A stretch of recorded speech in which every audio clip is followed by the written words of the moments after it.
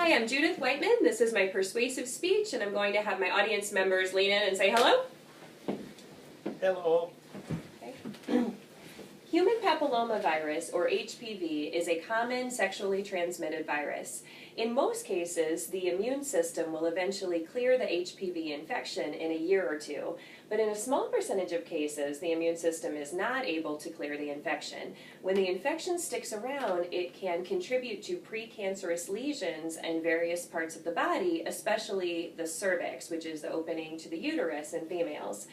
When HPV infection does not resolve because of the immune system not being able to shut it down, what we end up with is an increased risk of cervical cancer.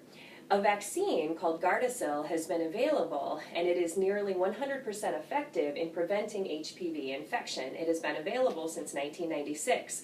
But the current state of affairs is that the vaccine is underused. Many people are reluctant to get vaccinated against HPV or to have their children vaccinated against HPV. When we look at the reasons why the vaccine is currently underused, many people are relying on feelings rather than evidence. So what we want to talk about is why HPV vaccination is good, and we want to break down the reasons why people are reluctant to get vaccinated and explain why each of these reasons is based on essentially ignoring of evidence or faulty thinking. So what kind of a problem is HPV? Well, we said it's related to cervical cancer. So let me share with you some statistics on cervical cancer. According to the Centers for Disease Control and Prevention, in 2013, 12,000 women in the U.S. were diagnosed with cervical cancer, and 4,000 women died of cervical cancer.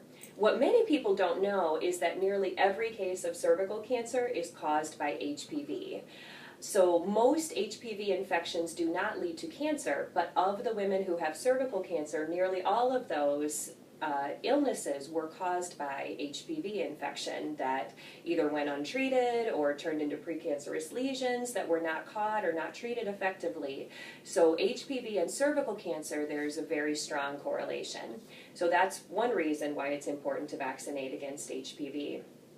If we ask people why they have not gotten vaccinated against HPV or why they have not had their children vaccinated against HPV, there are three main objections that come up. The first is related to how HPV is contracted and spread. The second is related to a general fear of vaccines and their safety. And the third is questions about the effectiveness of this particular vaccine. So let's take each of those objections in turn. The first objection relates to how HPV is spread.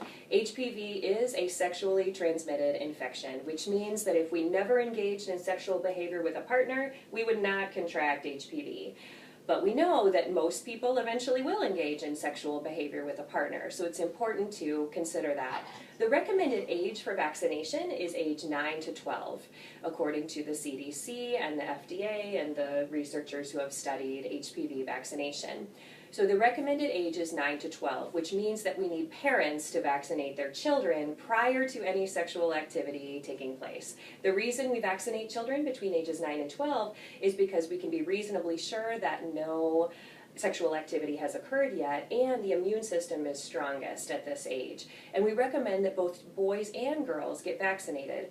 Girls should get vaccinated because they have a cervix, that's the main reason, and boys should get vaccinated because they can spread the infection to girls. So we need everyone to get vaccinated to just reduce the rates of HPV infection in the population. When parents are proposed, when it's proposed to parents that they get their children vaccinated against HPV, many of them become very uncomfortable. They don't want to talk about sexuality, they don't want to think about their children someday engaging in sexual behavior, and they definitely don't want to think about their children contracting sexually transmitted infection. But of course we know that those 9 to 12-year-olds will grow up, and most of them will eventually engage in sexual behavior with a partner. When we look at adults in their 20s, 30s, 40s, 50s who were ever sexually active, most of them had HPV at one point. It's really that common and that easy to catch. Unlike polio and measles, HPV virus is not flying around in the air, so it's not that easy to catch, but it is fairly easy to catch through sexual contact. It's spread by skin-to-skin contact from an infected person to an uninfected person. So to the first objection, it's understandable that parents do not want to think about their children becoming sexually active, but it is important that we think about this. If parents are reluctant to vaccinate, we can tell them, don't think of it as a sex vaccine, think about it as just one of many protections we provide to children to ensure their good health as they grow older. For the second objection, many people in America today are just very concerned about the safety of vaccines. Even though we've never seen any evidence of this, any scientific evidence, many people believe that vaccines cause autism, for instance. That has never been demonstrated scientifically, there's no evidence of that, but many people are nonetheless afraid of that.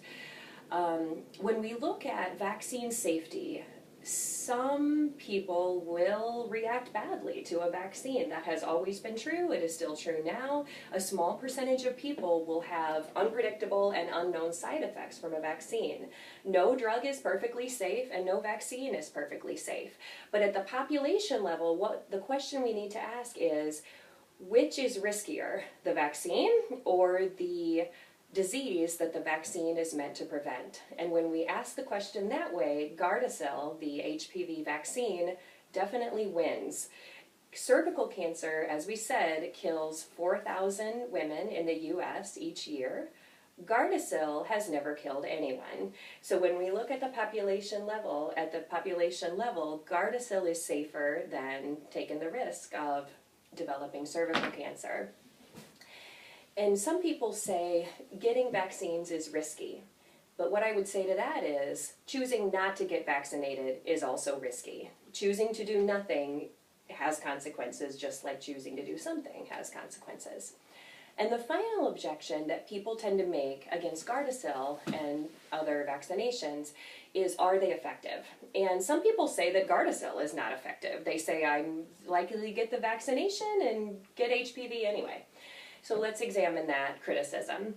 When people say that vaccines aren't effective, I think they are often thinking about influenza, for example. So every fall, everyone is encouraged to get an influenza vaccination, and many people still get the flu. And they ask, that didn't provide the effectiveness that I thought it was going to. It didn't provide the protection that I thought it was going to. So what do we say about that? What I would say to that is influenza and HPV are two different things. Influenza is tricky because it tends to mutate quickly, and it's hard to guess each fall which strains will be most prevalent in the population. Scientists do the best they can to guess which strains are likely to cause the biggest problems and to create a vaccine against those strains. HPV is different. Luckily, we have a very good understanding of HPV and which strains of HPV cause problems. And we know that 9 strains of HPV are most closely associated with cervical cancer, precancerous lesions, other forms of cancer. So we know that those 9 strains are really the troublemakers. And Gardasil 9 is the current most widely available vaccination against HPV, and it's called Gardasil 9 because it protects us against those 9 strains that cause the most problems.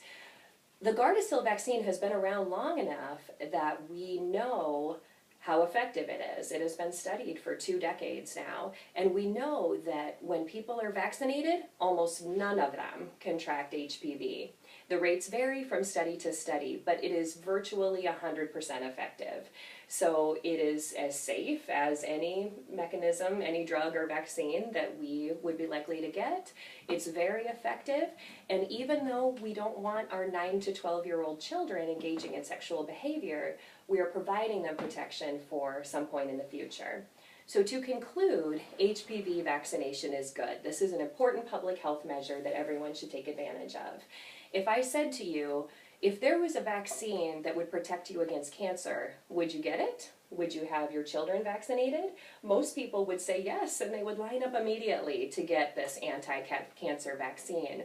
Well, Gardasil is an anti-cancer vaccine.